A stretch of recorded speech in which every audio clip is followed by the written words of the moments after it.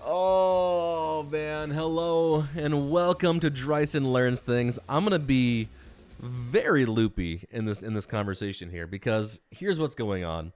I am at Camp MoGraph this next week or this week while you're listening to this, and I have been creating individual just me episodes because the goal of Drysen Learns Things is that I want to release an episode every single day to give you just a quick bingeable piece of ideas or content or just a story to listen to. That's my goal, to give you that value.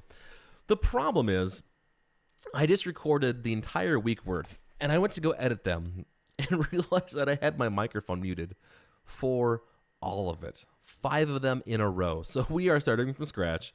My brain is already mush.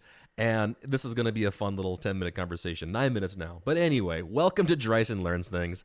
I am Drysen, and this is typically a show where I interview other marketing people, other marketing directors or leaders to say, hey, what's a campaign you're proud of? Something you've worked on, and how did it work? The goal is to give you a platform to brag about your company and brag about the really cool work you've done that often goes uncelebrated by those in the marketing community, while additionally giving ideas and sparking new ideas to the rest of the community about things they can try as well. Again, I want to make sure I emphasize, please steal like an artist. Don't copy someone's work. Steal inspiration and do your own thing with the ideas that are here on the show. Get inspiration, not a blueprint. So the very first thing I want to talk about here today is I want to share a previous story of something that I went through working on a local TV show, actually.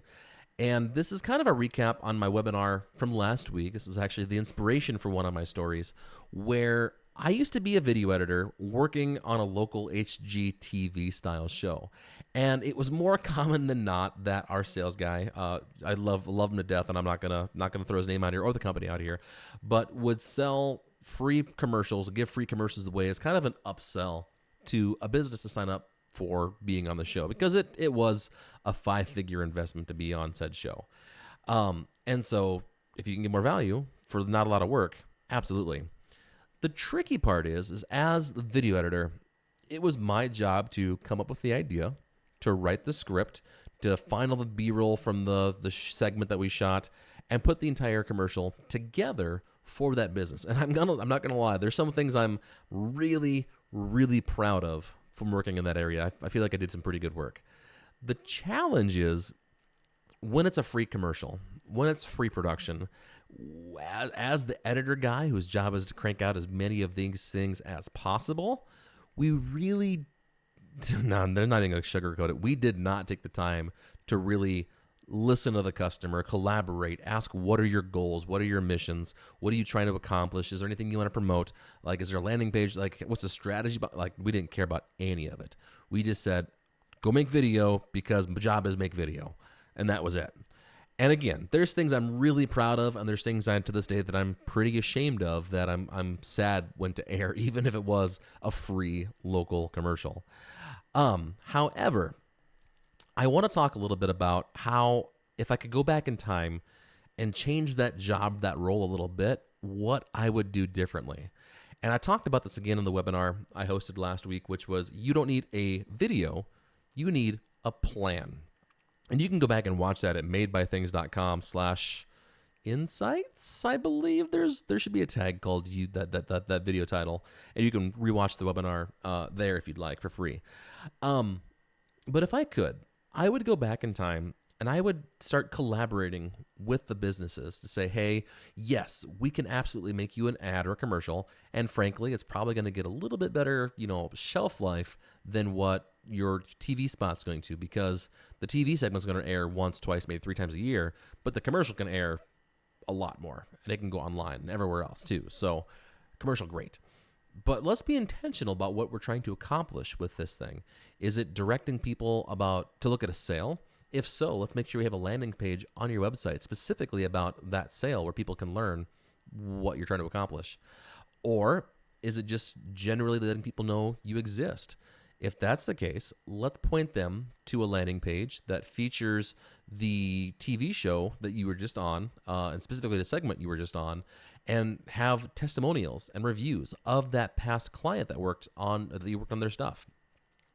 Let's put a process video on there to say, hey, new person, here's the segment that I worked on. Here's testimonials from the homeowner that we worked with there. But here, if you want to sign up with us, here's the process and here's what to expect.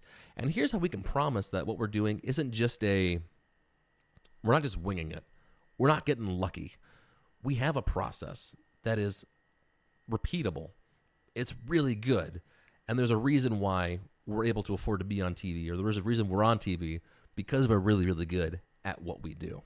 So, yeah, if I could go back in time, I would change that to be that route.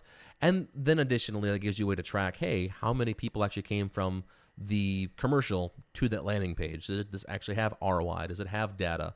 And then, of course, people do land on that website. Then you can, retarget them with social ads or Google ads. But that's getting outside of my world of expertise. That's just my early thought processes. But anyway, this was a quick and bingeable episode of Drysen Learns Things. And again, I would much rather interview you than share my stories. So if you are a marketing person, be that a marketing leader, marketing coordinator, marketing director, even just another, guy working the buttons like I was, I absolutely want to talk to you and hear about this campaign and initiative that you are proud of. Reach out at Drysen@madebythings.com, and we can start having the conversation. This episode is sponsored by Made by Things, the Discovery Workshop. If you are looking for a content partner that can come alongside, learn a lot about your studio, a lot about your company, what you do, your goals, make sure everyone's on the same page, and then provide an entire a la carte style menu of just so many different brainstormed ideas, plus price tags of what it's going to cost to actually create this thing. I mean, it's just like an a la carte style menu at a restaurant. That is what we do. That is the Discovery Workshop, and we'd love to talk to you. Again, hit me up at Drysen@madebythings.com. And this is the end of the episode. We'll talk to you later. Drysen Learns Things is brought to you by the Discovery Workshop from Made by Things. If you are looking for a content partner to help you brainstorm, set goals, and create content that truly resonates with your audience, check us out at madebythings.com/discovery.